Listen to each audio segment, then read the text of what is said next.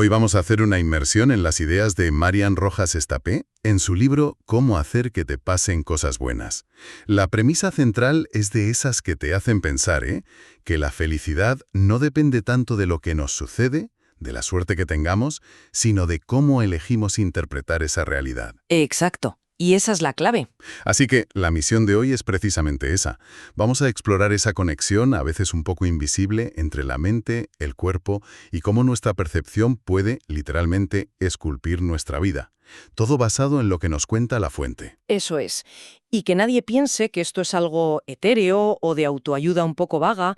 No. Vamos a meternos en la bioquímica pura y dura, en cómo un pensamiento, una emoción, se acaba traduciendo en una molécula, vamos. A eso me interesa. Vamos a analizar al villano de esta historia, el cortisol, y cómo ciertas actitudes, muy de nuestro tiempo, esa prisa constante, esa necesidad de ser perfectos, Me suela. nos tienen enganchados a un estado de alerta que nos agota. Pero lo interesante es que no solo vamos a ver el problema, exploraremos las herramientas que se proponen para gestionar ese incendio interno y, lo que es más fascinante, para entrenar al cerebro a que se ponga de nuestro lado, a que empiece a ver oportunidades donde antes solo veía ruido. Me gusta ese planteamiento. Empecemos por la sala de máquinas, por la biología, el cortisol, la famosa hormona del estrés. La fuente lo describe como un mecanismo de supervivencia súper eficaz. Increíblemente eficaz, sí. Tu cerebro percibe una amenaza, no sé, un león, un jefe furioso, una factura inesperada. Cualquier cosa. Y ¡pum! Libera cortisol para prepararte para la lucha o la huida. Se te acelera el corazón, sube la presión, te conviertes en una máquina de reaccionar. Pero claro, aquí viene la trampa. ¿Qué pasa cuando el león? Nunca se va. Exacto. Cuando ese estado de alerta se convierte en tu estado natural. Ahí está el meollo del asunto. El cortisol no es malo en sí, es un superpoder para momentos puntuales. El veneno está en la dosis. Y en el tiempo. Y en la cronicidad, eso es. La fuente habla de una intoxicación por cortisol y los efectos son devastadores y sobre todo silenciosos. Silenciosos. Esa es la palabra. A nivel fisiológico, es como si le dieras al botón de pausa de todas las funciones de mantenimiento del cuerpo. El sistema inmunitario se deprime. Por eso nos resfriamos más cuando estamos estresados. Claro, la regeneración celular se frena y se alteran ejes tan cruciales como el reproductivo, el tiroideo o el del crecimiento. O sea, que ese temblor en el ojo que a veces nos da, o la caída del pelo, esa sensación de tener una piedra en el estómago. Exacto. Esa señal no son cosas aleatorias. Podría ser nuestro cuerpo levantando una bandera roja y gritando «basta ya de estrés». Totalmente. Y a nivel mental, ni hablemos. La irritabilidad, esa tristeza que no sabes de dónde viene, los despistes constantes. Totalmente. De hecho, el libro pone un ejemplo que es la pesadilla de cualquier estudiante. A ver. Quedarse en blanco en un examen. ¿Qué ha ocurrido ahí dentro? Es pura bioquímica del pánico. Lo peor. El miedo al fracaso ha disparado un pico de cortisol tan bestia que ha bloqueado el hipocampo, que es, para que nos entendamos, el disco duro donde guardamos los recuerdos y el aprendizaje, claro.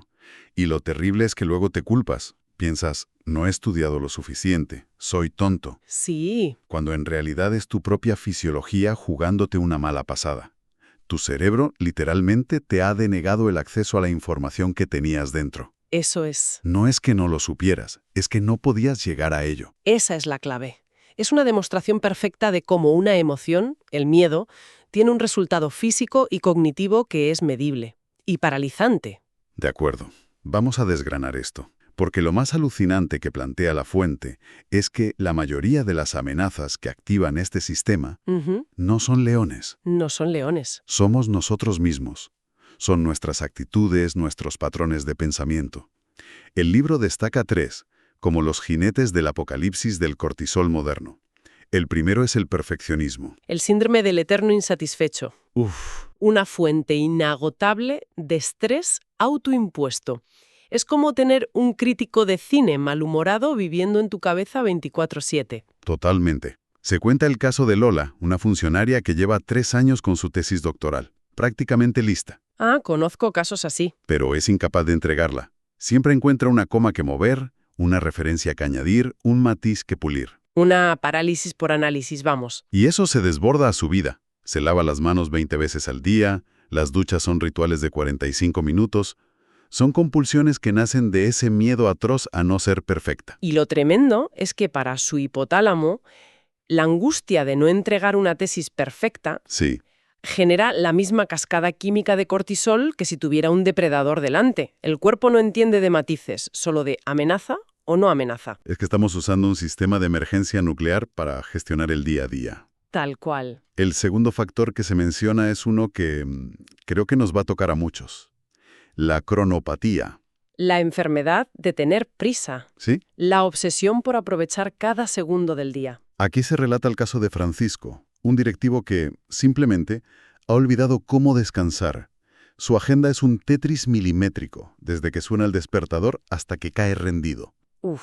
Y lo más fuerte es que, cuando intenta irse de vacaciones, cuando por fin debería relajarse, le dan taquicardias. No me digas. Su cuerpo está tan enganchado al estado de alerta que el descanso le genera ansiedad. Le parece una pérdida de tiempo. Su sistema nervioso no sabe cómo pasar de quinta a punto muerto. Está atascado en la marcha más alta. De hecho, hay un detalle brutal. Le recetan una dosis mínima de un relajante y le provoca una somnolencia extrema, casi comatosa. ¡Qué fuerte! Eso demuestra la resistencia titánica de su organismo al simple hecho de parar. Y oye, yo me siento totalmente identificado, ¿eh? ¿Ah, sí? El otro día me di cuenta de que estaba intentando optimizar mi paseo con el perro escuchando un podcast a doble velocidad, No puede ser. que es un síntoma clarísimo de esta cultura que glorifica el estar ocupado. No hacer nada está mal visto, es de vagos. Sin duda, hemos convertido la productividad en un valor moral. Totalmente. Y el tercer factor es el más contemporáneo, claro, la era digital. La adicción a la gratificación instantánea, los likes. El libro explica muy bien el ciclo de la dopamina con cada like, cada notificación. Son microchutes diseñados para ser adictivos. Para que necesites cada vez más. Eso es. Y el resultado es un estado de insatisfacción crónica y de comparación constante que es otra forma de amenaza. Mi vida no es tan buena como la de los demás. Entonces, si el problema nace en gran parte en nuestra mente y en nuestras actitudes, la solución también debe empezar ahí. Por supuesto. El libro propone como primer paso algo que suena simple pero es complejísimo. La gestión emocional. Y usa una frase que es un puñetazo, dice, quien se traga las emociones se ahoga. Vaya frase. Y para ilustrarlo cuenta el caso de Beatriz, que es muy representativo de esto. Es una mujer que, por evitar a toda costa los conflictos con su marido, Ajá. que tiene un carácter muy explosivo, se lo traga todo. Reprime lo que siente, no dice nada, calla, aguanta. Y el cuerpo empieza a hablar por ella. Exacto. Desarrolla un síndrome de colon irritable, vértigos, mareos. Es tremendo pensar que tu cuerpo se convierte en el campo de batalla de las palabras que no te atreves a decir. Es que lo es. El cuerpo acaba llevando la cuenta de todo lo que la mente intenta ignorar. Y esa cuenta, esa conexión, va mucho más allá de los síntomas psicosomáticos. Llega hasta el mismísimo núcleo de nuestras células, hasta nuestro proceso de envejecimiento. Espera. Y aquí es donde la fuente introduce un descubrimiento que a mí me parece de los que te cambian la perspectiva para siempre. El tema de los telómeros. Vale, explícalo bien porque esto suena importante. Los telómeros son como los capuchones de plástico al final de los cordones de los zapatos. Vale. Pero en nuestros cromosomas. Protegen nuestro ADN. Cada vez que una célula se divide, esos telómeros se acortan un poquito. Son nuestro reloj biológico. En esencia, sí. Telómeros más cortos equivalen a un envejecimiento celular más rápido. Pues bien, la premio Nobel Elizabeth Blackburn hizo un estudio con un grupo de mujeres sometidas a un estrés crónico brutal. ¿Quiénes eran? Madres de hijos con enfermedades muy graves. Y lo que descubrió es asombroso. A ver. Observó que las madres que se sentían más solas, aisladas, superadas por el estrés, tenían los telómeros significativamente más cortos que la media. No puede ser. Su sufrimiento emocional estaba literalmente acelerando su envejecimiento a nivel celular. Pero, y aquí viene lo increíble, la otra cara de la moneda, Venga. aquellas madres que participaban en grupos de apoyo, que compartían sus emociones, que se sentían escuchadas y conectadas, tenían niveles más altos de telomerasa. ¿Y qué es la telomerasa? Es la enzima que repara y alarga los telómeros. Es como el equipo de mantenimiento de nuestros cromosomas. Espera, para. ¿Me estás diciendo que en mi vida social, que el hecho de sentirme solo o de tener amigos con los que desahogarme, no es solo un estado de ánimo? No, pom, sino que está literalmente enviando una orden a mi cuerpo para que envejezca más rápido o más lento. Exactamente. Eso es de ciencia ficción. Le da un peso biológico tangible a cosas como la amistad o la terapia. Ese es el punto clave. Demuestra de forma irrefutable que cuidar nuestra salud emocional y nuestras conexiones sociales es tan vital para nuestra longevidad como hacer deporte o comer bien. Están unidos. Intrínsecamente unidos. No es mente por un lado, cuerpo por otro. Es un único sistema. Vale. Gestionar las emociones es clave para frenar el daño, para no envejecer antes de tiempo. Pero todo esto suena a jugar a la defensiva, ¿no? A poner parches para que el cortisol no nos arrase. Ajá. No hay nada en el libro sobre cómo pasar al ataque, sobre cómo construir activamente una realidad mejor en lugar de solo gestionar la mala. Claro que sí. Y esa es, para mí, una de las ideas más potentes de la fuente. Nos lleva a hablar de cómo podemos, en cierto modo, programar nuestro cerebro. Programar el cerebro. Suena bien. No solo para gestionar lo malo, sino para encontrar activamente lo bueno. Y el mecanismo para ello tiene un nombre un poco técnico. El Sistema Reticular Activador Ascendente, o SRAA. Un nombre que asusta un poco, pero la idea es muy intuitiva. La analogía que usa la autora es perfecta. La de la embarazada, ¿verdad? Esa. Cuando una mujer se queda embarazada, de repente empieza a ver embarazadas y carritos de bebé por todas partes. No es que de pronto haya una epidemia de natalidad en su barrio. No, claro. Es que su cerebro ha marcado ese estímulo como importante y ahora lo detecta, lo filtra del ruido ambiental. O cuando te quieres comprar un coche de un modelo y color concretos, de repente ves ese mismo coche por todos lados.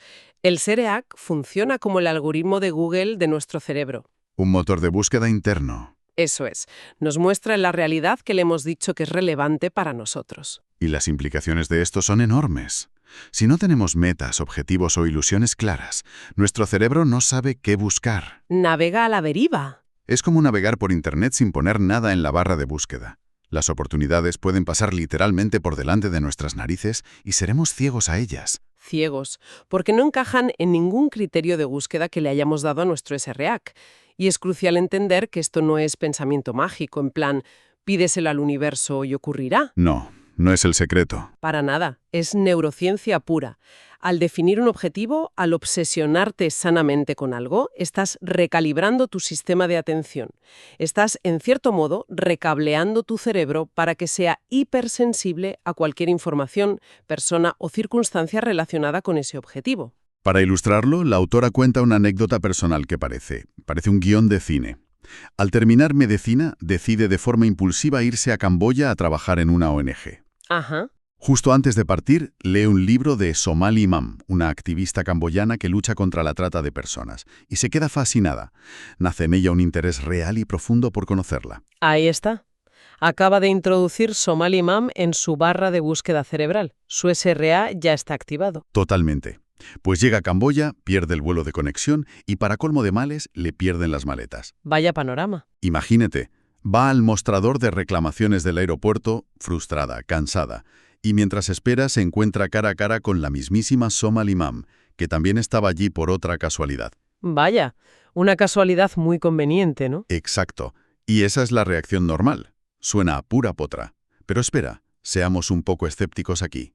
¿Cuánto de esto es neurociencia y cuánto es pensamiento mágico? Es la pregunta perfecta. ¿No podría ser simplemente una casualidad de una entre un millón? ¿Cómo podemos estar seguros de que fue el SRA y no el puro azar? Y la respuesta está en la contrapregunta. Si ella no hubiera leído el libro, si no hubiera tenido ese interés previo, ¿qué habría pasado? Pues nada, Somali Mam habría sido solo otra mujer desconocida en un aeropuerto abarrotado. Ni siquiera la habría mirado. El encuentro no habría existido. Claro, la neurociencia aquí no crea la oportunidad de la nada, no materializa a la persona delante de ti. Lo que hace es prepararte para reconocer la oportunidad cuando el azar la presenta. Vale. La suerte, como dice la autora, favoreció a una mente que estaba preparada, interesada y sobre todo atenta a esa señal específica. Sin esa preparación, la casualidad pasa de largo y es invisible. Entendido. No es que atraigas las cosas, es que te vuelves capaz de verlas cuando aparecen. Ese lo cambia todo. Lo cambia todo. Conecta mucho con lo que decía Viktor Frankl, a quien también se cita en la fuente. Él en los campos de concentración observó que quienes sobrevivían no eran necesariamente los más fuertes. Sino los que tenían un porqué. Exacto. un sentido, un propósito que les anclaba a la vida. Ese porqué no solo te da la resiliencia para soportar el sufrimiento, sino que también es el combustible para tu SRA. Activa ese mecanismo para que tu mente, incluso en las peores circunstancias, esté buscando la pequeña grieta, la persona, la información que te puede ayudar a avanzar hacia ese propósito. Vale, vamos a recapitular las ideas clave que hemos extraído. Primero, nuestra interpretación de la realidad y nuestros pensamientos tienen efectos físicos directos y medibles a través del cortisol. Fundamental. Ciertas actitudes muy de hoy, como el perfeccionismo o la prisa crónica, nos mantienen en un estado de estrés que nos agota y nos enferma. Nos intoxican, sí. Gestionar nuestras emociones y, sobre todo, cuidar nuestras relaciones sociales tiene un impacto directo en cómo envejecemos a nivel celular. Esto es potentísimo. Y cuarto, y quizá lo más esperanzador, podemos entrenar a nuestro cerebro a través de la SRAA para que se convierta en nuestro aliado y nos ayude a detectar las oportunidades que se alinean con lo que buscamos en la vida. Exacto. Y todo esto, que es un manual de instrucciones fascinante para el cerebro, nos deja con una reflexión final, con una pregunta que la fuente no responde pero que es ineludible. A ver. El libro explica de manera brillante cómo nuestro cerebro, una vez que tenemos una meta, nos ayuda a detectar las oportunidades para alcanzarla. El SRAA es una herramienta potentísima. ¿Sí? Pero esto nos lleva a un paso previo y fundamental. ¿Cómo sabemos si hemos elegido la meta correcta para nuestra vida? Esa es la pregunta del millón.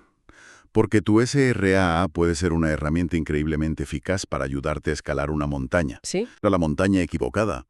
Todo ese esfuerzo, toda esa atención focalizada, solo ha servido para hacerte infeliz de una forma más eficiente. Precisamente.